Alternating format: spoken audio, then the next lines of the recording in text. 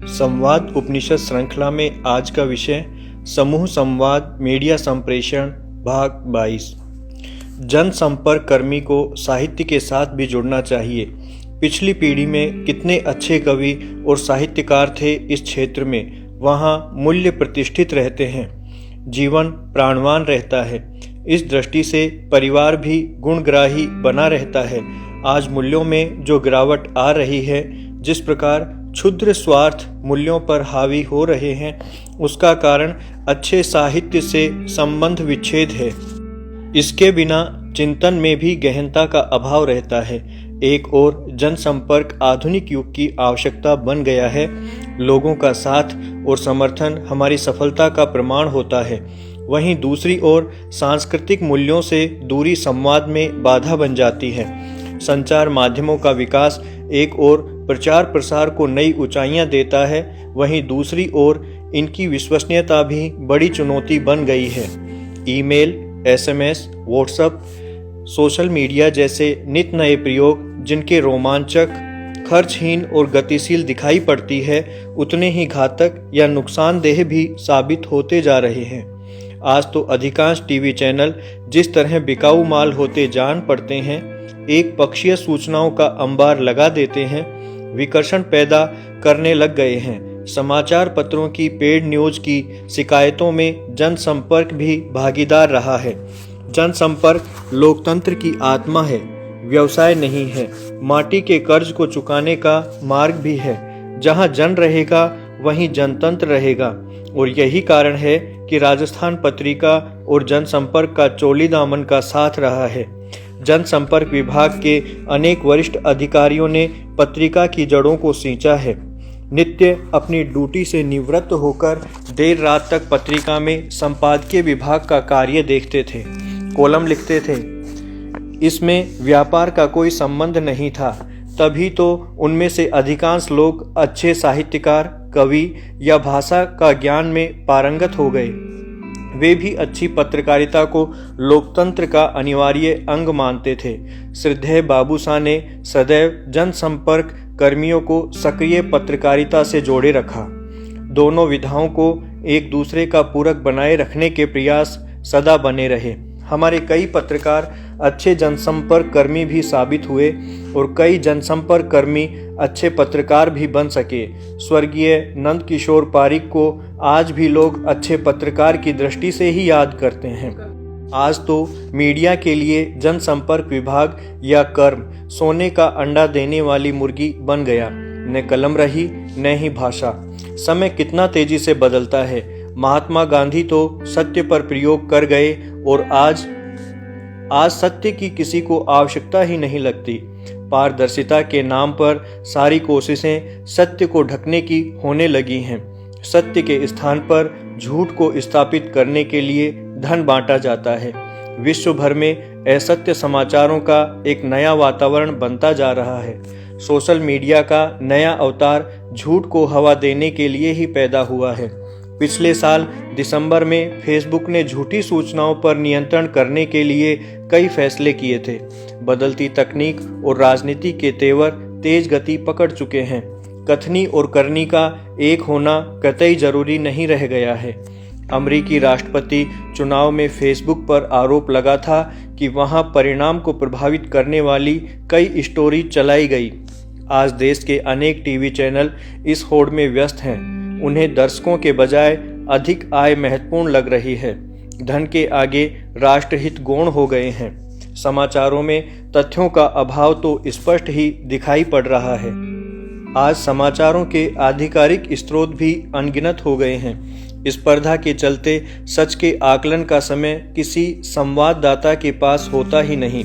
भले ही सूचना गलत निकल जाए, पुरानी फाइल फोटो लगाकर ही खबर चलाने लगे हैं। एक साथ यदि 3-4 चैनल ऐसे समाचार चलाने लगे तो सच्चाई को पकड़ पाना कठिन हो जाता है, बल्कि ऐसे समाचार विश्वसनीय मान लिए जाते हैं। व्यक्ति अकेले में टीवी देखता है, अतः प्रश्न उठाने का अवसर ही नहीं रहता। प्रिंट मीडिया का अरसे पुराना उत्तरदायित्व बोध नई पीढ़ी में लुप्त होता जा रहा है। आज फिर युग करवट बदल रहा है। किसी भी दल की सरकार को मीडिया की अभिव्यक्ति की स्वतंत्रता रास नहीं आ रही। जिस लोकतंत्र के कारण वे सत्ता में हैं, जिस संविधान की छाया में वे राज करते हैं, वह आज़ादी बरसों तक जनता ने संघर्ष करके प्राप्त की है। उसी का नवनीत है अभिव्यक्ति की स्वतंत्रता। किसी की मेहरबानी से यह अधिकार प्राप्त नहीं हुआ, किंतु इस अधिकार पर आज आक्रमण होने लगा है। मीडिया पर सरकार की भाषा बोलने का दबाव बढ़ रहा है। सरकारों के विरुद्ध मत प्रसारित करने वालों को चुप करने के दंडात्मक निर्णय होने लगे हैं। राजस्थान पत्रिका ने तो ऐसे निर्णय बहुत भोगे हैं और आज भी भोग रहा है।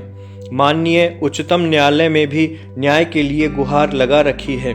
वैसे तो हर संवैधानिक संस्था का दायित्व है कि वह अभिव्यक्ति की स्वतंत्रता की रक्षा करे, किंतु जब सरकारें ही पीछे पड़ जाएं, तब संस्थाएं भी मौन हो जाती हैं। कार्यपालिका सरकार के साथ हो जाती है, उसमें स्वयं की क्षमता कुछ बची नहीं है। अतः संविधान प्रदत्त यह अधिकार विश्व भर में खोखला पड़ता जा रहा है। पत्रकारों पर हमले और हत्याएं अब नई बात नहीं लगती। पत्रकारिता के कारण किसी भी देश में क्रांति ले आना अब संभव नहीं रह गया है। वहाँ भी खरीद बेच आम बात हो गई है। 24 मई 2015 को न्यूयॉर्क टाइम्स में एक लेख छपा था। इकोनॉमिक्स के प्रोफेसर सर्जेई गुरी और राजनीति शास्त्र के प्रोफेसर डेनियल ट्रेसमैन का यह लेख कहता है कि आजकल नए प्रकार के ऑथोरिटेरियन सरकारों का उदय हो चुका है।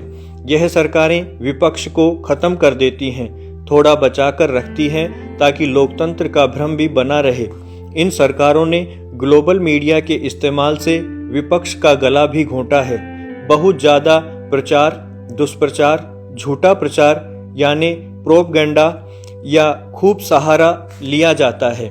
सेंसरशिप के नए नए तरीके आ गए हैं। सूचना संबंधी तरकीबों का इस्तेमाल होता है ताकि रेटिंग बढ़ सके।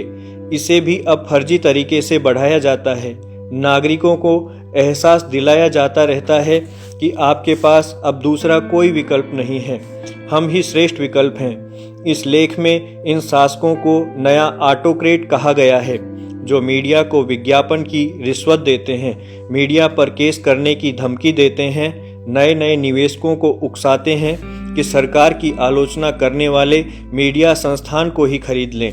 मीडिया पर नियंत्रण इसलिए जरूरी है कि अब सब कुछ धारणा है, परसेप्शन, यानी आपके ख्याल में होना चाहिए और लगना चाहिए कि हाँ यह हो रहा है। लगातार विज्ञापन और भाषण आपको यकीन दिलाते रहते हैं कि हो रहा है। जमीन पर भले वो नज़र ना आए, लेकिन आप यकीन करने लगते हैं कि यह हो रहा है। इंटरनेट पर युद्ध का सा माहौल चल रहा है। वहाँ लगातार जमीन कब्जाने का अभियान है।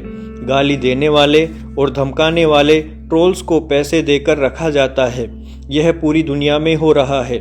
इनका काम होता है व्हाट्सएप पर, ट्विटर पर दिन रात विरोधी के खिलाफ अफवाहों का बाजार बनाए रखना, तरह तरह का मटेरियल सप्लाई करना, और आप व्हाट्सएप देखते हैं और उसी को सच मान लेते हैं, और अखबार आप पढ़ते नहीं, और अखबारों के भी वही हाल हैं। ये ट्रोल्स आपके कमेंट्स को सत्ता पक्ष की बातों से भर देते हैं, आपकी आलोचना को गाली दे देकर एहसास करा देते हैं कि पूरी दुनिया आपके खिलाफ हो गई है।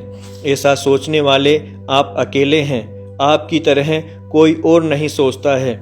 विपक्ष की मीडिया साइट को ख़त्म करना भी इनकी रणनीति का हिस्सा होता जा रहा है, पर पूरी तरह से विपक्ष को समाप्त नहीं किया जाता। थोड़ा सा बचा कर रखते हैं ताकि आपको लगे कि नहीं, लोकतंत्र है, हम लोकतंत्र में हैं। यह सार बताना इसलिए ज़रूरी था कि इसमें मीडिया का भविष्य दिखाई दे रहा है। मीडिया ही लोकतंत्र का भविष्य है। मीडिया बायर ही मीडिया की पावर लाइन है। इसका एक ही अर्थ है कि जनसंपर्क कर्मी चाहे वो तो लोकतंत्र के लिए घातक मीडिया की बढ़त को रोक सकते हैं। दूसरा कोई विकल्प देश के सामने नहीं है। आप और बस आप ही देश में लोकतंत्र को मरने से बचा सकते हैं। नई पीढ़ी को आज़ादी चाहिए तो आज़ादी की यह नई लड़ाई भी लड़नी पड़ेगी, भूखे रहकर और सिर पर कफन बांधकर भी।